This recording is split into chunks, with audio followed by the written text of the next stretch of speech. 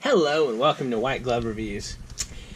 Today, what I'm going to do is take a look at the Magic cards that I've picked up. We're about 2/3 of the way through the month of February, and this is 2018. And I figure what I'd do is take a look at some of the cards that I've picked up so far this month, and kind of explain why I decided to pick them up.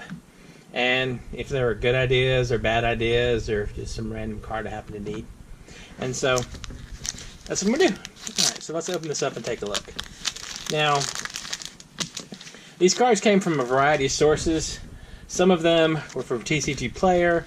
I picked a few of them up off of CardSphere. And if you haven't tried CardSphere yet, it doesn't seem too bad. I've been sort of dabbling on it for a little while. It's nowhere near as good as PucaTrade was during the heyday of PucaTrade, but it's nowhere near the disaster that PucaTrade is right now. So, anyway. And I did a lot of trading on PucaTrade. I think probably...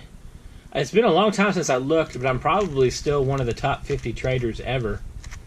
I think I had 1.9 million points traded. So I traded a lot. Anyway, irrelevant now. But I'm dabbling on CardSphere. And CardSphere is not too bad. It doesn't seem bad. It has a lot of features that PucaTrade should have had initially that didn't. But I think it also doesn't have the massive saturation of people that PucaTrade had at the height of PucaTrade either. You don't have the situation where you're sending out cards as fast as you can. Like as soon as someone gets points, someone will send them cards. It's not there yet, but it also has a few things going for it. Anyway, I don't know. I'm still dabbling with CardSphere, so I don't know. So the cards that I picked up, though, for this month that I think are of interest, the first one I picked up is I picked up some foil Blood Suns. And I actually picked up 5 of these, and they're sort of sticking together.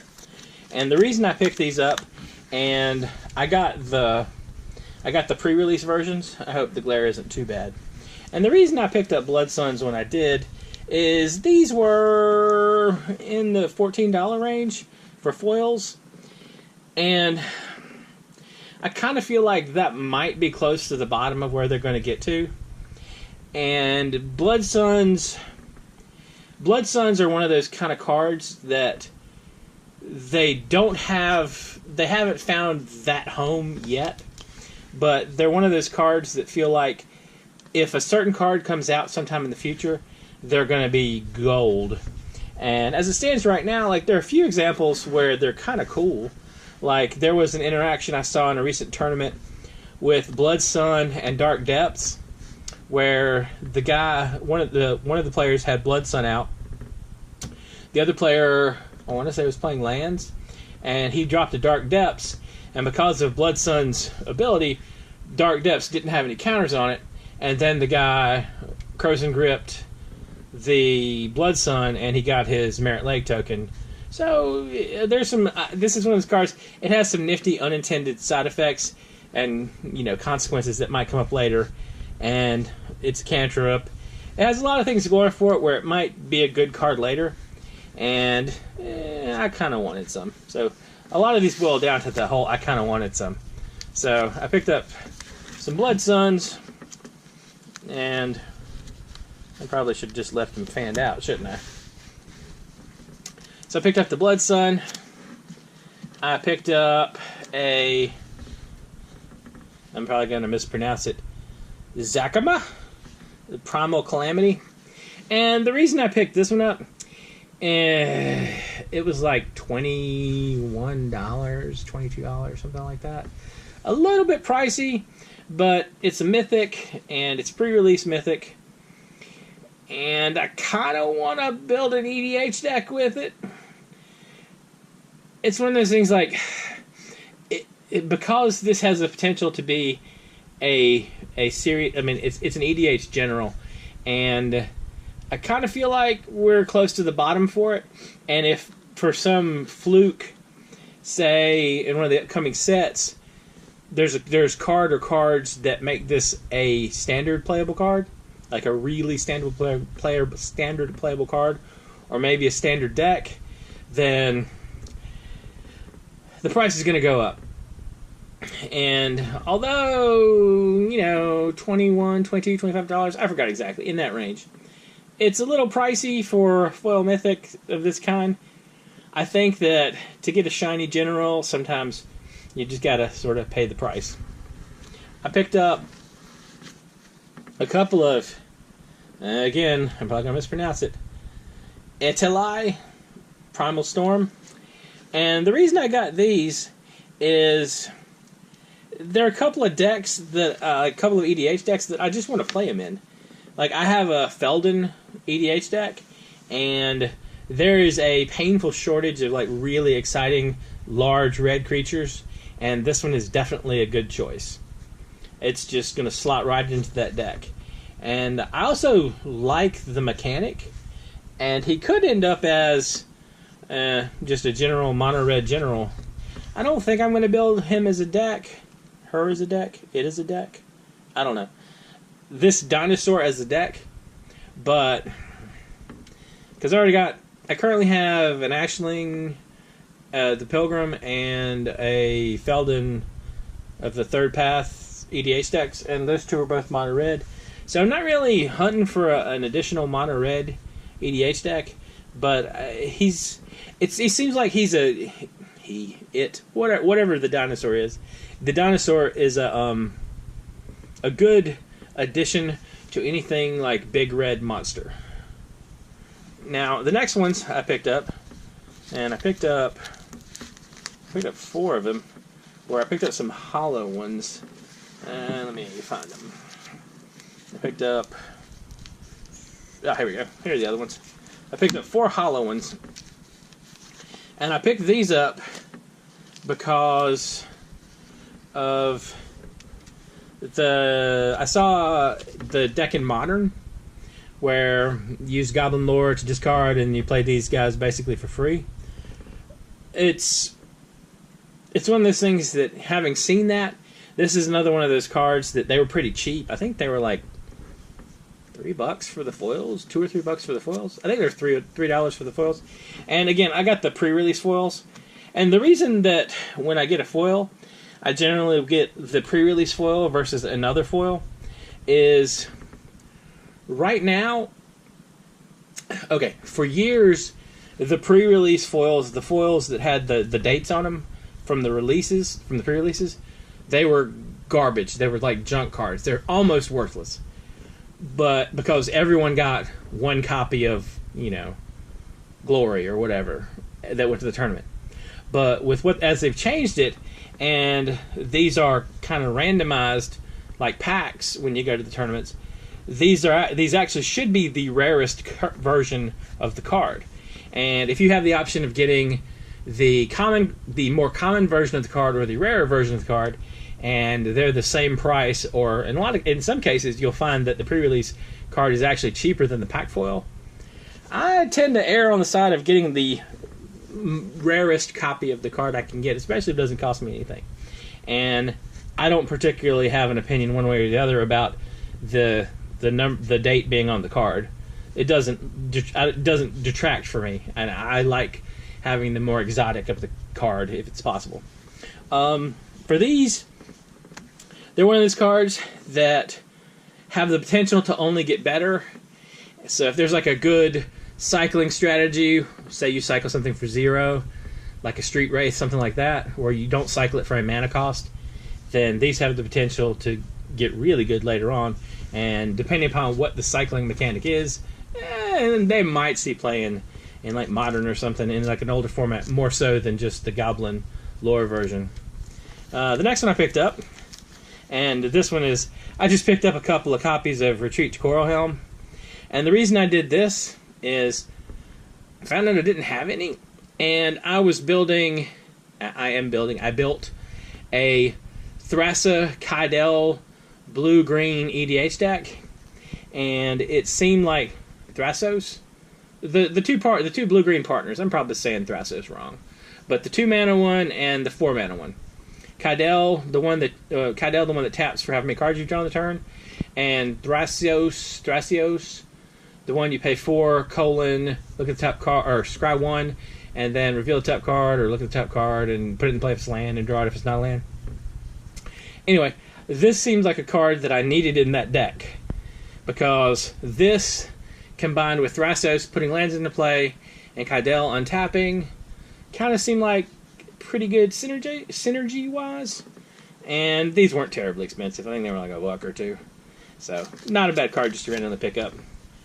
I picked up some Tishanas because they're pretty amazing. These were foil mythics that ran about, I want to say $7 or $8, something like that. And she's a blue-green, better than a Regal Force. So you get card draw, you get kind of nifty effects. I got a couple of Spell Swindles. And the Spell Swindle I got, I got at least, I got more than one, yeah. I got picked up 2 Spell Swindles. And, yeah. I picked up 2 Spell Swindles. And I picked these up because I thought, I kind of liked the whole gold token thing. It just seemed like a nifty idea. 5-mana counterspells are awful painful. And, I mean, like, they're expensive even for EDH. But I might try them out in a deck or two just to see how they work out. It might be one of those things that I end up cutting, but they also aren't very expensive. They're under $2 each, or in that range. They're not very. They're pretty cheap. Now, I picked up a Caltrops, and the reason I picked up a Caltrops is because I've had this desire to build. All right, let me see if I say her name right. The series, yeah. Crap, I am not saying her name right. The blue, white, black Galvanic Genius legend. The one that makes an artifact a creature and gives the creature lifelink and death touch. And I very much want a lifelinking death touch Caltrops. That is the only reason I picked this up. Well, that because I think it would be. That is the only reason to pick it up. So, this is my inspiration to build that deck with artifacts doing stuff. I haven't built the deck yet, but it's sort of pointing me in that direction. Next, Sunbird's Invocation. Again, I noticed I just didn't have any of these. And right now, they're under $5 for foils. And it's a good-looking foil. I'm trying to hope you can see it in the camera. It's a very nicely foiled card. And the foiling pops pretty good in this. I mean, it's nice. It's a good-looking foil.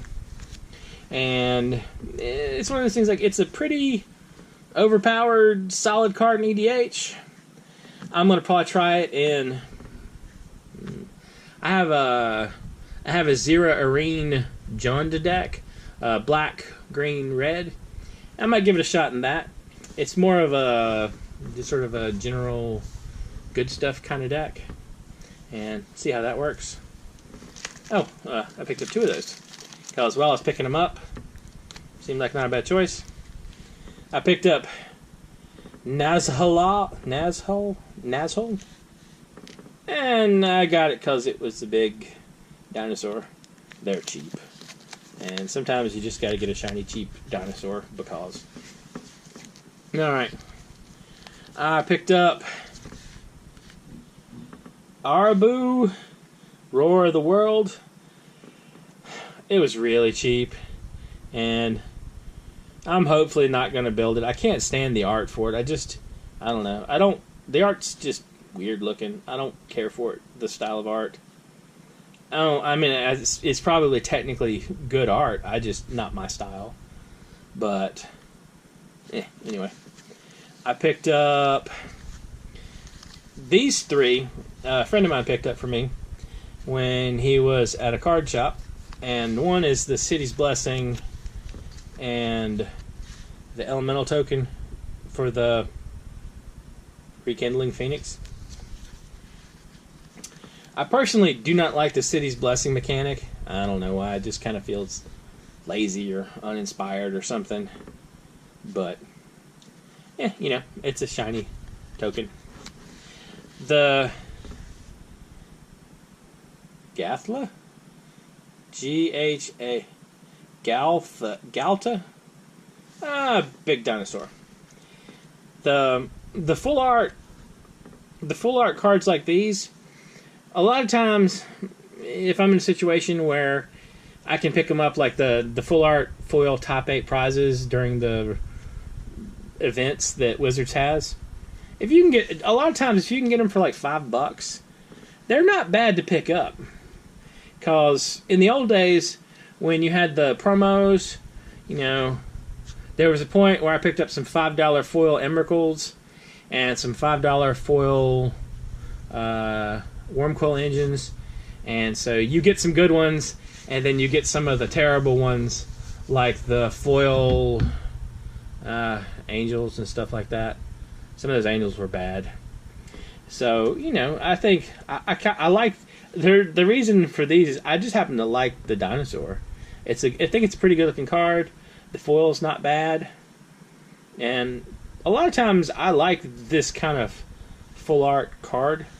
So if you can get them for an affordable price, then pick them up. These were under $5, and you know, it's kind of a cool dinosaur. I don't know how there are. If you're thinking about it for EDH, there just feel like there are better mono green generals if you wanted him as a general for EDH, but you know, it might not be a bad choice just as a green card in your deck. And the last one I picked up is Azor's Gateway, and this is the card that flips into the land that taps for 1 mana, a colorless mana for your life total. So you could, I guess, tap this for 30 or 40 mana. The flipping of it, though, it's a tough one to flip. I mean, it's just like, it takes a lot of work to get it flipped. I kind of got it just because I felt it was a little overpriced and it's going to be tough to play.